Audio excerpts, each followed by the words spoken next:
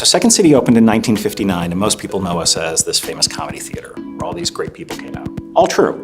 But we're also doing classes, and our audiences end up telling us what we're doing, we find a lot, and a lot of business people were taking classes to get themselves better in a room, or interview skills or that sort of thing.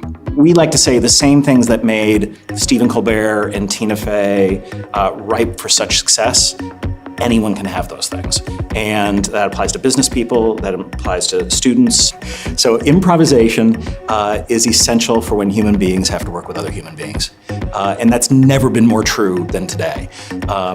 If you give people who are reasonably intelligent and capable and hardworking some skills building in communicating with others, in being others focused, in being more empathetic, they can go real far.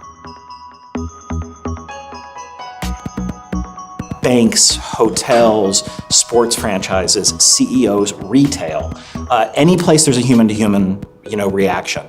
The science shows us that people wildly overestimate their ability to perceive what's going on correctly. They think they've got it, and that's just not the case. And improvisation totally recognizes that. If you think of the root of most humor, it's about getting it wrong. We're masters in getting it wrong, right? But you put those two things together, which is, all right, we think we've got it. We need to teach people to understand that maybe they don't. So how do they get it? So how do I listen to you to fully understand? I have to look at your body language. We have to be in a place where you're not going to have fear of a repercussion. Do you want your salespeople to be more authentic?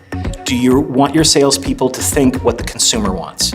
Do you want your salespeople to be brave? Do you want them to manage risks and deal with change and all these things? You're going to say yes to all of that. That's what this stuff does, 100%.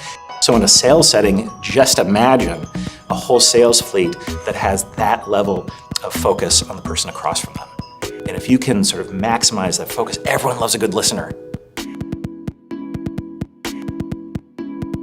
Somewhere along the way, someone looked at a mistake and went, I see an opportunity. And as improvisers, we are taught to see all obstacles as gifts. So if we're improvising a scene and I've already identified myself as Bill, but you call me Harry, I can get a very cheap laugh by calling you out on your mistake because the audience knows you made a mistake, you know you made a mistake. A really good improviser will say something like, how'd you know my secret identity? Because then what happens? I've saved you, they know it, you know it, and we have the secret identity now that's added into the scene. It's a whole new thing.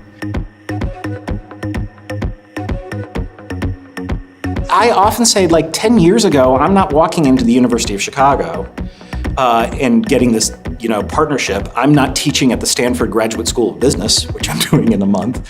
I think a few things have happened. I definitely feel that the advent of digital has made people pay attention to the needs of human beings.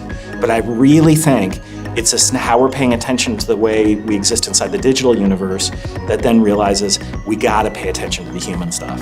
And that's where we come in. Humans 1, robots 0.